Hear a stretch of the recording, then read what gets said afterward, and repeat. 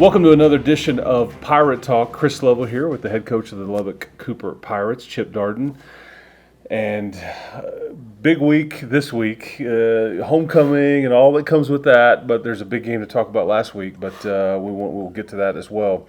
Want to mention to you, you can follow us on that YouTube channel, LCISD on YouTube. You can follow us now on Facebook, LCISD, to get all your kind of info on Facebook for those of you that are out there on that platform, and then on Twitter @AthleticsLCP. So we're just trying to get that info to you, streaming all these games and all that. We certainly appreciate the positive feedback we've gotten. But Coach, that's a really good Wylie team you guys went toe-to-toe with last Friday night and come away with a win, and we'll get into it. But, I mean, first of all, really good Wylie program that you guys beat. I know you're proud of that one. Yeah, we really are, and their offense, man, it's dynamic. I think that's the thing. You look at them.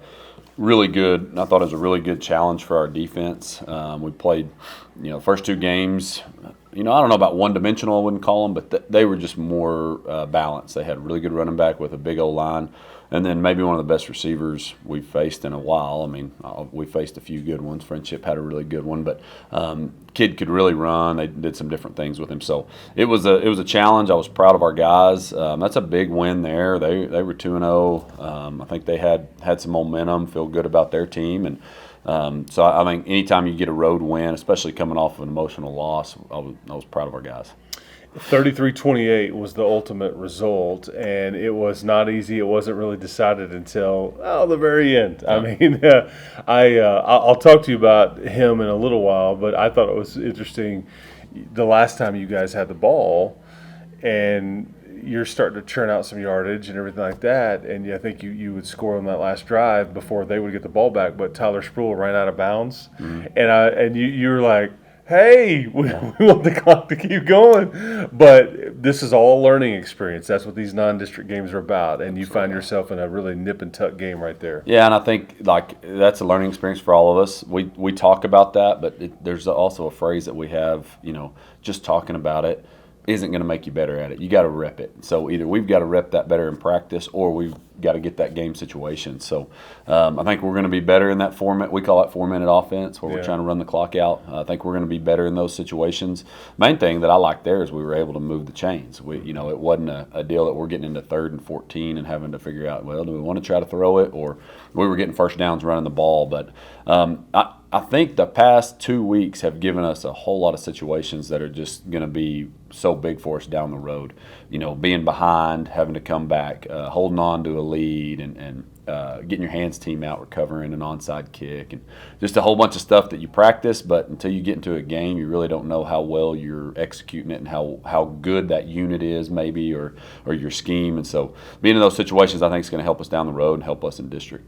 Yeah, and to be clear, Tyler Spruill, he had a great game. I mean, he is continuing to be one of the most consistent things you've got on your team, running the football out of that quarterback And again, position. I'll take the blame on him running out of bounds. No, I thought it was funny. Yeah. It's funny to look at now, but I just enjoyed it because we saw it. I could tell, and he should have just slid maybe and just dropped. But and Tyler knows, and he's a competitor, and as soon as he came up, he's looking at me going, "I got it, I knew it, dang it," and I'm going, "Dang it, I should have told him when they went out." But so all on me, not on Tyler. That's sports.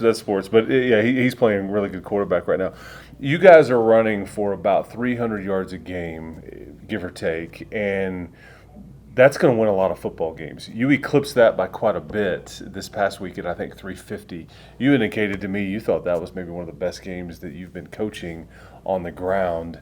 Speaking of identity, I mean, I don't know what number anybody needs to see, but the identity of you wanting to run the football and getting it done is clearly those are meshing right now. Yeah, it really is, and it's helping. I think at times in the first half we said it last week, we've got to be effective throwing the football. There's going to come a point where we've got to throw the football, and we may have to do it 50-50. And I think we've got the ability to do it, but right now we just think that's a winning brand of football. We think it helps our defense out when we can eat some clock, where we can have 10, 12-play drives. They get a breather. And I think sometimes it's demoralizing on the other side. And that game was close all the way, but a thing falls here or there, we might lose that game. But I felt like we were in total control in the second half, and I think a lot of that has to do with the running game, that we're able to run the ball. And at halftime, one thing that I think gets overlooked in the run game is, the offensive line, the quarterback, the running backs, tight ends, they all get all this credit, but we challenged our receivers at halftime. We weren't, and we weren't real happy with them, and kind of wanted a lot of fire under them. And I thought they responded really well. Over and over and over, the refs are having to tell our receivers easy because they're just pancaking defensive backs. And I thought they were huge in our run game in the second half. And we kind of said at halftime, we're going to run it until they stop it, and we won't throw a pass. And I didn't really think that would come to fruition, that we wouldn't throw one pass in the second half, but it was working, so we stuck with it. No passing attempts in the second half. Yes, you heard that right. And I can tell you, I remember noticing Sam Marcinkowski way down the field, just blocking the guy, and so that message was clearly delivered. I want to get to a few of the offensive guys specifically here in a second, but defensively, I think it needs to be mentioned that there was a couple of really big plays in that first half on Wylie's end of the field that really changed the dynamic of that game. There's a fumble recovery, and then there's a Cohen Peepcorn interception that both flip the field or take an opportunity away from the Bulldogs that really kind of, again, those plays don't go your way, and we may be having a different conversation now, but that was big. Yeah, it was, and I'll go back and I'll add one more to it with special teams. But Callan Ritz, don't forget that. Well, and there were a couple themes last week that we had. One being effort. We didn't think our effort against Friendship was to our standard. Thought our kids played really hard, but the other one was response. Things are going to happen. Good teams are going to make some plays on us. How do we respond to it? So, they kind of shell-shocked us 3 plays, about 20 seconds, and they had scored. All the momentum's there, and then we respond with a kick return touchdown, and it kind of resets everything. Everybody calms down.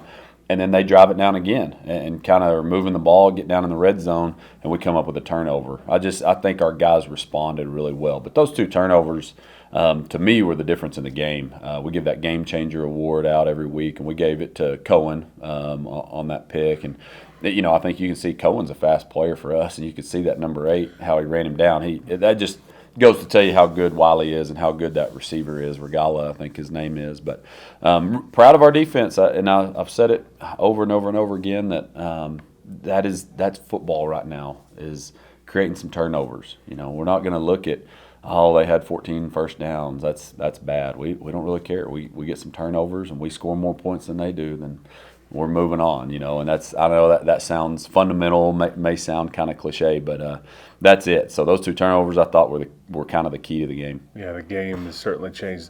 You kind of hinted at it a second ago, but let's talk about that kickoff return.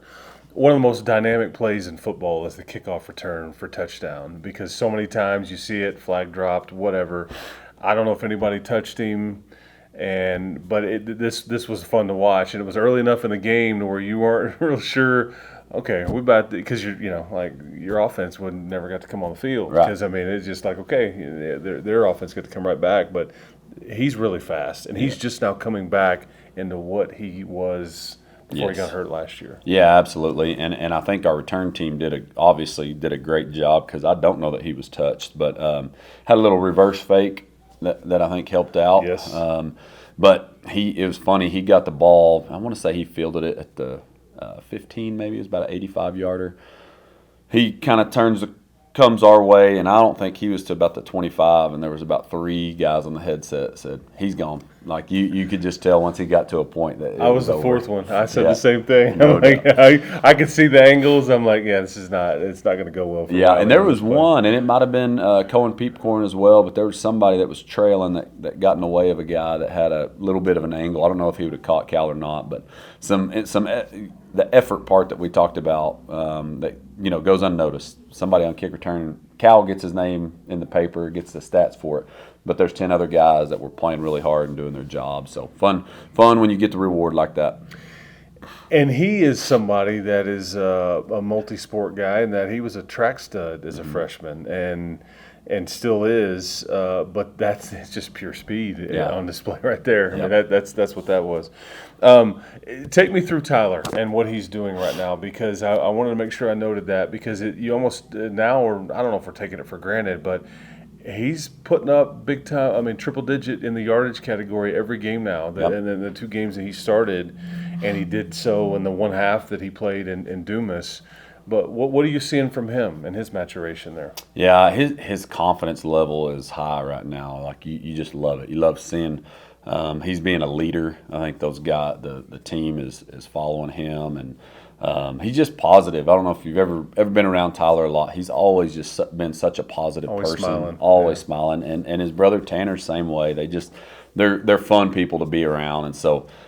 Really seeing both of them, and I know you asked about Tyler, but seeing the success is awesome because they've always been that way. No matter if he's getting 150 yards or whatever, he's always been a positive person. But I'll be honest, we had concerns. He's not the 230-pound bulldozer. Can he hold up? Carrying it 15, 20 times, and he's showing, shoot, yeah, he can. And he's got a knack of making people miss. You saw that a little bit in the friendship game as well, but he just got some subtle moves that I'd love to take some credit for, but I can't take credit for. It's just some natural stuff that he does that's awesome. But his leadership is what I've been really proud of. The guys are really following him, and you need that out of a quarterback.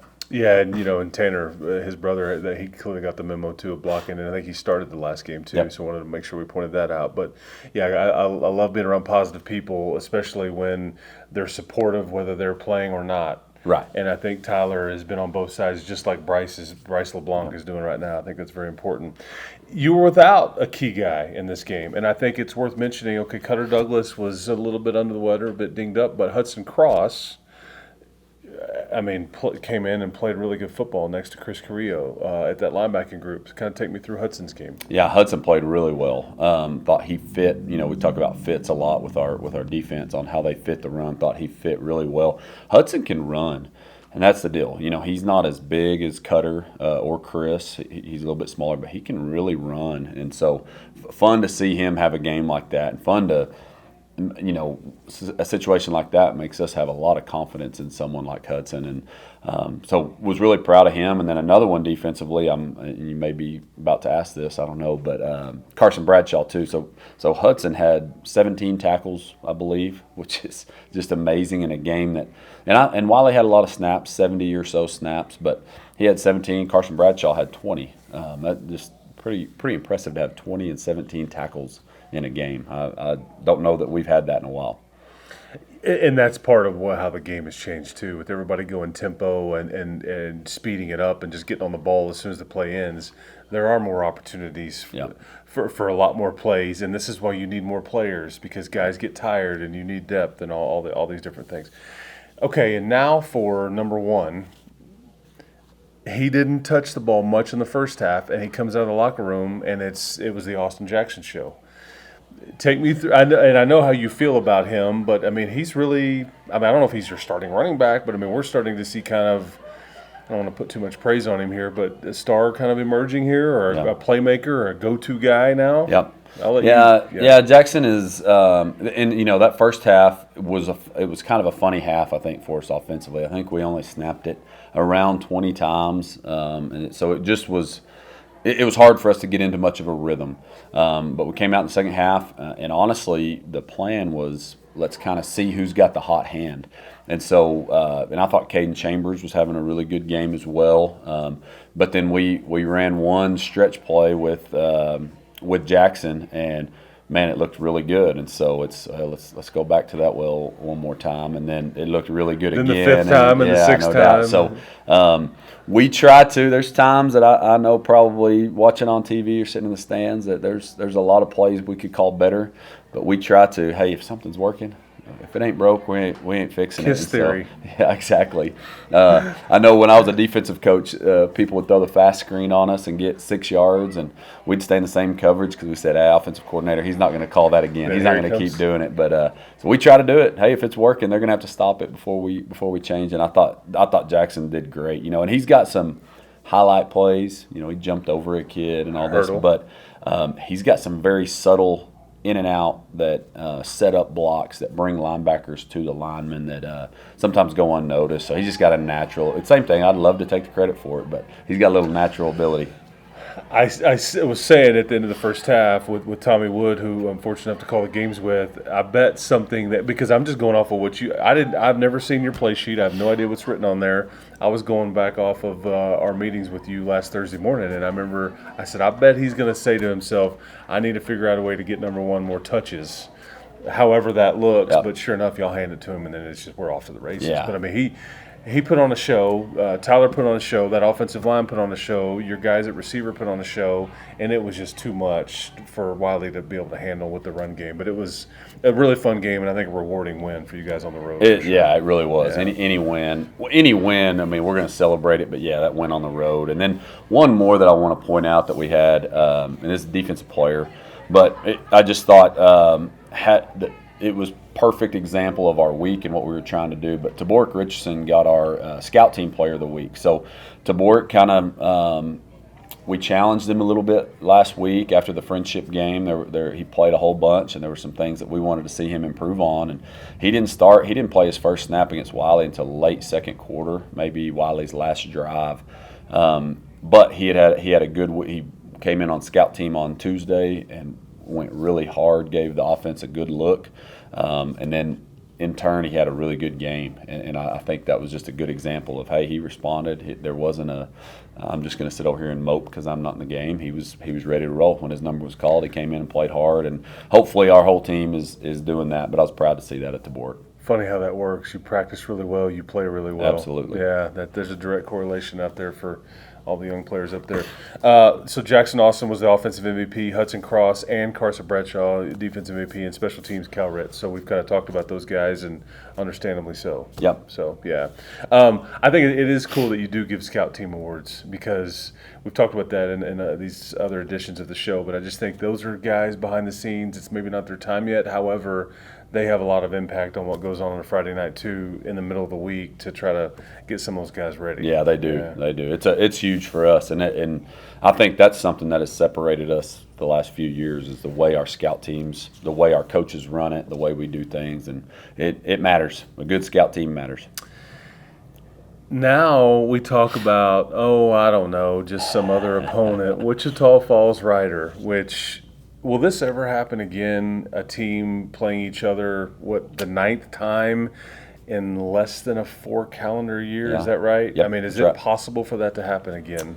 I hope it does. I mean, because that would mean we're making it to the 4th round of the playoffs. That's true. That's a great point. That's a great point. I'd take it with us or whoever, any of our district opponents. Yep, true. Okay, I will take it. But no, it's rare. And I think Matt Stepp with Dave Campbell's Texas football, he has talked about it a little bit, that he doesn't think it's ever happened 4 years in a row where a district team plays in the regional finals. So I was glad, me and Coach Bendel kind of laugh, at that last game that we played last year, going, do we really want to play again? And, we're kind of both back and forth. But I think it's good for both. Because you're not in the district programs. With each other anymore. Right. That is done. So this was a choice you guys made to specifically schedule this game, and here you are. Yep. And I'm guessing your boys will be going to Wichita Falls next year. Yep. Yeah. Correct. So they're gonna keep it going. Yep. Okay. And and then I have to call them and say, hey man, no, y'all are going to be homecoming, but understand that there's a lot involved in when I think there's a misconception that the head coach gets to look and go, okay, what's the easiest game? We're going to do that for homecoming. The calendar matters, a whole lot of stuff. So he's laughing.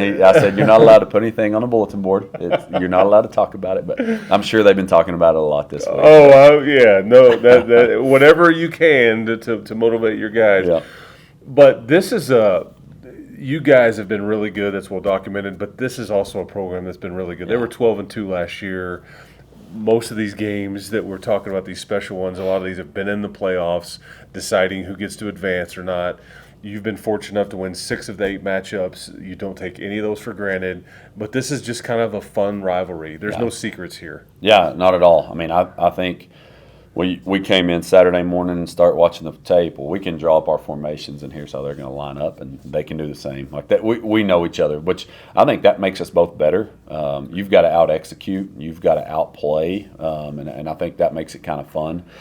We've also feels like we've done everything. Like if we've run a trick play or if we've done a little special thing. We've probably done it against them, so it's not like we're gonna have much that's very new for them. But you're right about their program, and it goes back to even before Coach Bendel, Coach Garfield, who people will remember from around here, was the head coach, and Coach Bendel was the offensive coordinator. But guys like J.T. Barrett and T.J. Vasher that went through that program, and they won a lot of football games. And then, they've been to at least the regional finals the last 4 years, and state semifinals two of the four. So great program. I think these games are perfect for us, especially going into an open week that we're going to see where we're at. They're the number 2 team in the state. I mean, that's talking to our kids about it. In recent memory, I don't remember it, and I don't know on the past, but I can't remember a team ranked number 2 in the state coming to our place. So I think it's a neat opportunity for all of us. And correct me if I'm wrong here, but Shavadrik Beaver, Blake Szymanski, there's been some stud quarterbacks. You mentioned Barrett, but Yep. I mean, there's been some. They have another one this year, and Jack Pitts is his name. Threw for about 3,000 yards last year, a whole bunch of touchdowns, not many interceptions, and that's just kind of what they have typically. Yeah, they do a good job with their Qs for sure. Jacob Rodriguez, who's at Texas Tech He's playing the one linebacker, yeah, he can play football. Yeah, I'm glad he's not there anymore. But the Pitts kid is really good, and he started as a sophomore for him at safety actually. So we've seen him the last 3 years. Last year was at quarterback, and he's the real deal. I mean, that kid, we're very impressed with him. And you think about, and it's the cliche I think to say about quarterbacks, but how they just run their system. But he runs the system so well. You can tell he's been in it, and he's a challenge. He can run it. He played safety, so he's not scared of contact, and just a really good quarterback. I feel like we're playing good quarterbacks every single week. Yep, I mean, and that means you're playing a good team. It's just hard to overcome sometimes. But tickets are sold out on the home side. They are still standing room only tickets. So if you want to buy a ticket to the game, it's still available to you. You got to go online and buy a standing room only ticket. You can bring in that chair and sit in one of the end zones and all those things, just like there was at the Friendship game. But there are no reserved tickets left to be had. And this is homecoming. As a coach, what distractions does this come with, and like all the stuff? Because this is a lot for you to try to manage. Coaches love avoiding distractions, not running to them. And homecoming is just one of those necessary deals where there's a lot going on. It is. And some of our parents, they would laugh. They know how I feel about it sometimes. The moms that came up in decorated locker rooms, they know how much I love it. I walked in on a Monday morning, I'm like, okay, what's going on here? But yeah, homecoming week. Yeah, no, it's good. And I'll tell you, it goes back to kind of what we say all the time. Like, yeah, we're going to win in football games matters to us. We want to teach how to win, but the stuff matters too. If the guys are going to remember something about homecoming or pep rally, tonight, if they're going to remember that stuff and that's going to be a memory that they tell their kids, then great. That's all good. But our focus is they're doing it around a football game. We got to make sure that we're ready for the football game, and I think our guys have done that. We hadn't seen much from them that would lead us to think they're distracted or anything like that. But it does. But here's where we try to use it. You start getting into district games, you get into playoffs for sure. There's more media attention. There's more, all of a sudden somebody's at practice, hey, we need to pull these 2 players and interview them, and we need to do this. So I think distractions grow the deeper you go in the season anyway. So to me, it's a learning experience for us to figure out how to block out what's not important and focus on the game and my preparation. Yeah, and it comes with a lengthy halftime. We've talked about that some before, but you got to almost practice that. Yeah. It's a sitcom. It's sitting in the indoor over there, just like that. I'll let 30 minutes elapse and Yep. bands, and we're crowning and kinging people and all these different things. So, okay, we'll finish this up. We're gonna play some either or. You ready? These are good. Okay, you ready? Okay. Roller coaster or water slide? Water slide. Okay. All Yeah. right. Anyone in particular? There's water park in like Schlitterbahn, Wet and Wild. Yeah, we used to go to Wet and Wild when I was a kid all the time. I like him. And there's a story on roller coasters that we probably don't need to get into, but I'm water slide Note all to day. self: ask about roller coasters next week specifically. The beach or the mountains? Oh man, that's a tough one. I'd probably choose the mountains. If it's just me personally, now with kids, probably the beach, for my kids. Understood. But me personally, I want cool weather. Yeah, the weather. Morning or night? Night. Like a morning guy? Or No, I'm okay. a night guy. Okay, Yeah. okay. Because you guys are up there early in the mornings now. You Yeah. almost kind of forced to be with what your job is. Right. Got to be a morning person. Me and Coach Bacchus talk about it a lot because we're opposite. So Coach Bacchus, he gets up at like 3:30 every morning. He sets his alarm for 3:30. Well, we talk about that Saturdays when we do a lot of our main game planning. A lot of mine is when my family goes to sleep. It's 9 o'clock. Maybe got a college football game up, and I'm watching film. You and I had texted during some of these special moments, and I appreciated that. Now, and Coach Bacchus is opposite. He goes to bed about 8 o'clock, and then he's up at 3:30 doing his work. So we're each sleeping during our prep time, but then we get together and make it work. So. There you go. Fishing or hunting?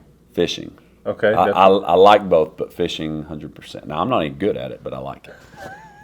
Like deep sea, or just like go find a lake and chill and Little of both. We Okay. don't get to the beach Coast. often, but Gotcha. when we do, I try to do some fishing. Okay, biggest fish you've ever caught, and tell the truth.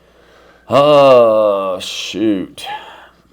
I would say not that big, 10, 11 pounds probably. Like a bass or something. Yeah, Okay. I caught a striper out at Buffalo Lake Oh, there you this go. past summer with my Okay. son. Yeah, There you and go. Coach Peters was there too. Very nice.